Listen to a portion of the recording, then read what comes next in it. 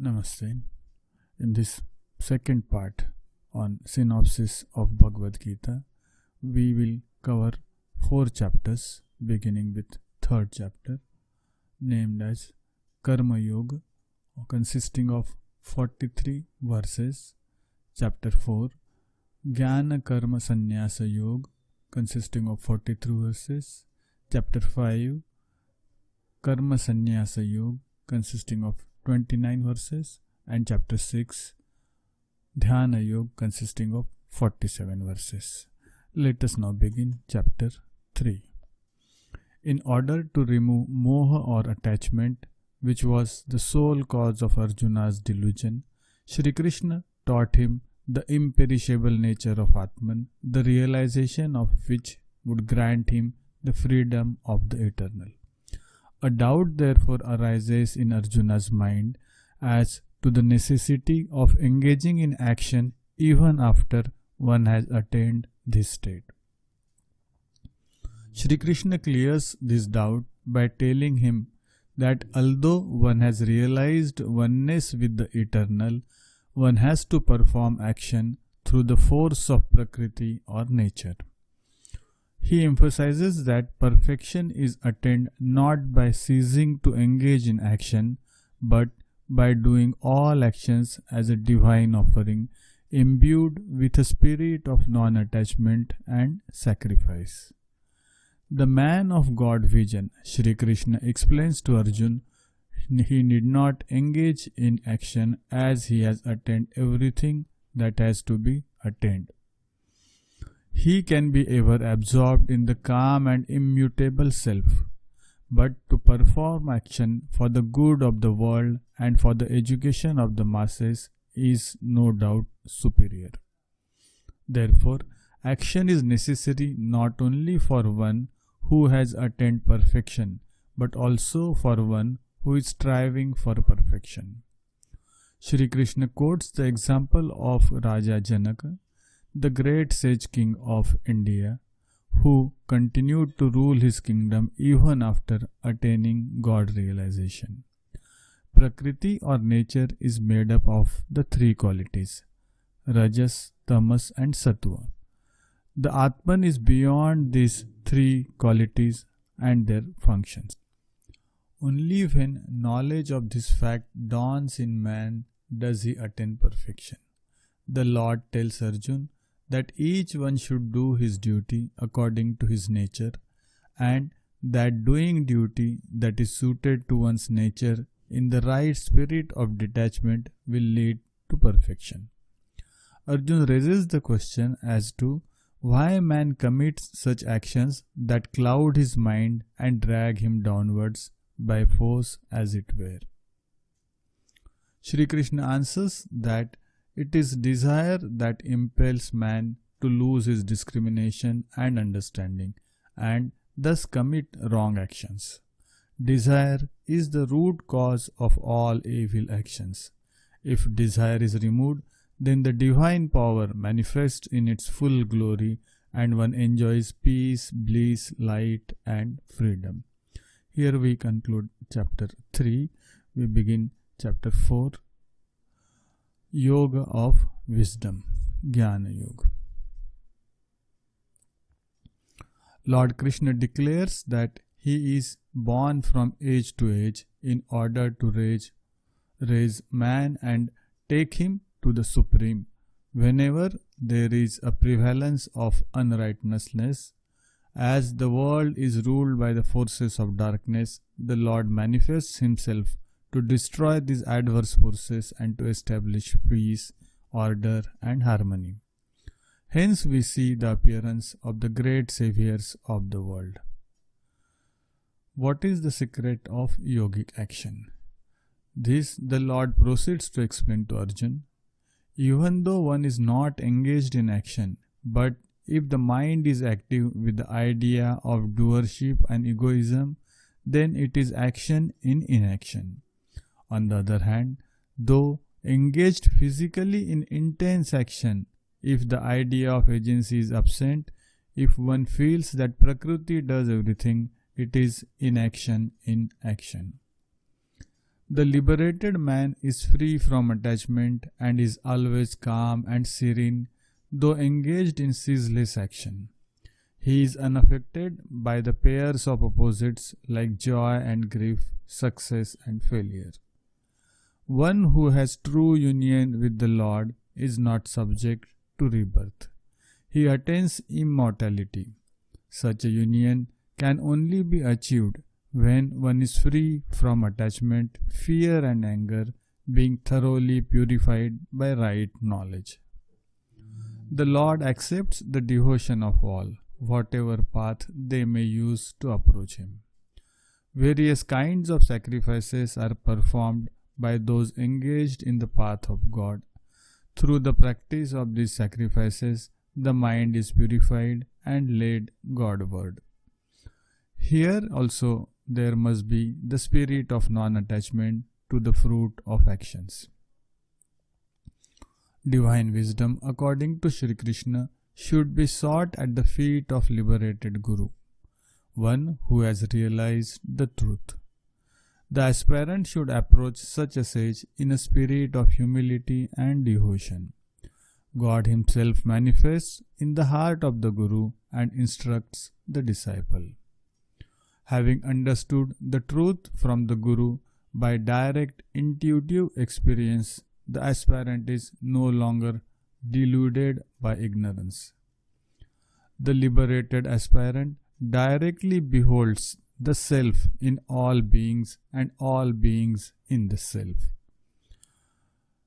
He cognizes through internal experience or intuition that all beings, from the created down to a blade of grass, exist in his own self and also in God. Arjuna is given the most heartening assurance that divine wisdom liberates even the most sinful. When knowledge of the self dawns, all actions with their results are burnt by the fire of that knowledge, just as a fuel is burnt by fire. When there is no idea of egoism, when there is no desire for the fruits of one's actions, actions are no actions. They lose their potency. In order to attain divine wisdom, one must have supreme faith and devotion. Faith is therefore the most important qualification for a spiritual aspirant. The doubting mind is always led astray from the right path. Faith ultimately confirms divine knowledge, which removes ignorance once and for all. Mere intellectual knowledge does not lead to liberation. It cannot grant one supreme peace and freedom. When one has achieved complete self-mastery and self-control, when one has intense faith and devotion, then true knowledge dawns within and one attains liberation and freedom from all weaknesses and sins. The Lord concludes by emphasizing that the soul that doubts goes to destruction. Without faith in oneself, in the scriptures, and in the words of preceptor, one cannot make any headway on the spiritual path. It is doubt that prevents one from engaging in spiritual sadhana and realizing the highest knowledge and bliss. By following the instructions of the Guru and through sincere service, one's doubts are rent asunder and divine knowledge manifests itself within.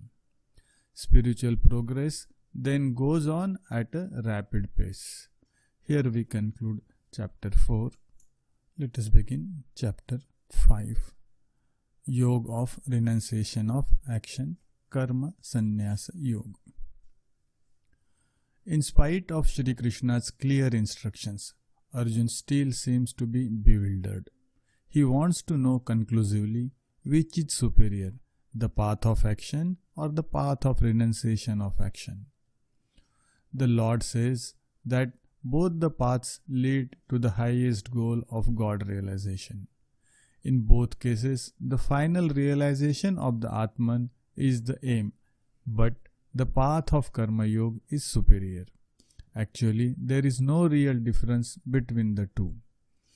Krishna further asserts that perfection can be attained and one can be established in the Atman only after the mind has been purified through the performance of selfless action. The Karma Yogi who is aware of the Atman and who is constantly engaged in action knows that although the intellect, mind and senses are active, he does not do anything. He is a spectator of everything. He dedicates all his actions to the Lord and thus abandons attachment, ever remaining pure and unaffected. He surrenders himself completely to the divine Shakti. Having completely rooted out all desires, attachments and the ego, he is not born again.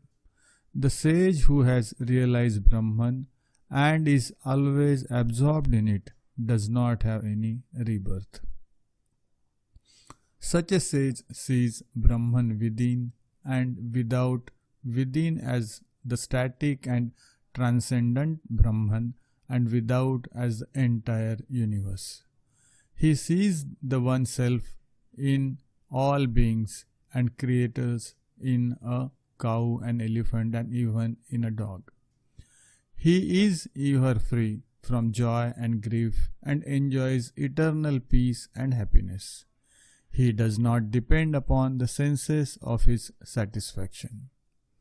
On the other hand, the enjoyments of the senses are generators of pain. They are impermanent.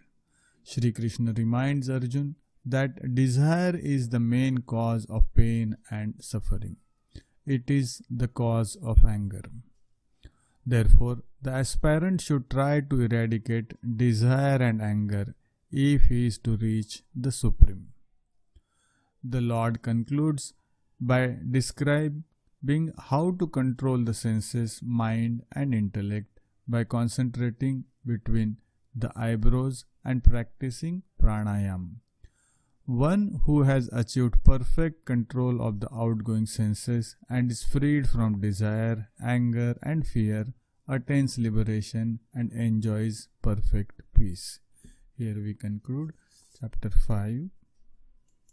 Let us now see gist of chapter 6, Yoga of Meditation, Dhyana Yoga, which consists of 47 verses. Shri Krishna emphasizes once again that the yogi or sannyasi is one who has renounced the fruits of actions, not the actions themselves. The performance of actions without an eye on their fruits brings about the purification of the mind.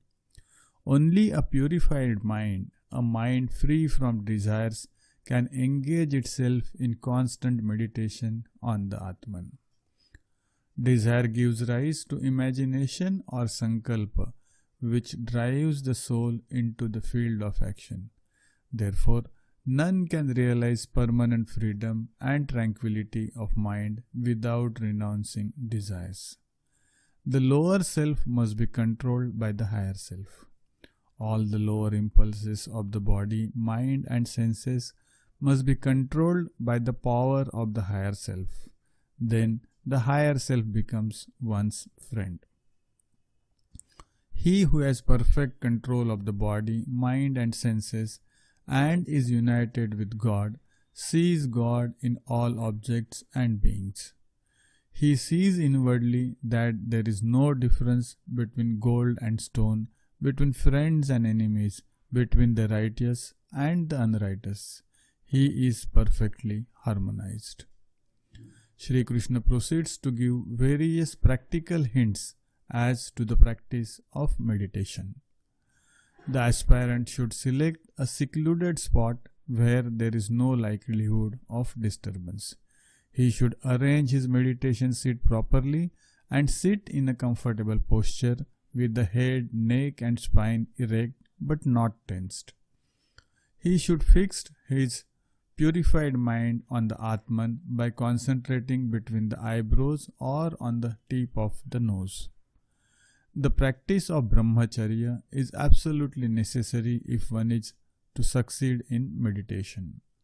The conservation and transformation of the vital fluid into spiritual energy gives immense power of concentration.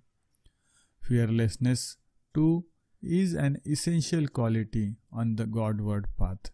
It is faith in the sustaining protection and grace of God. The aspirant is advised to practice moderation in his daily habits in eating, sleeping, recreation, etc. Extremes are to be avoided as they hinder the practice of meditation. Living a life of such moderation and gathering up all his forces and directing them towards meditation upon the Atman, the aspirant gradually transcends the senses and intellect and merges himself in the blissful Atman. He finds that the bliss of the Atman is incomparable, that there is no gain greater than the self. Having thus attained perfect union with the self, the yogi no more descends into ignorance or delusion. He does not relish any more the pleasures of the senses. Lord Krishna again emphasizes that the concentration of the mind on the Atman should be like a steady flame in a windless place. This ultimately leads to the vision of the Lord in all beings and creatures. Arjuna is doubtful whether it is at all possible to engage the mind steadily on the higher self, as its very nature seems to be one of restlessness.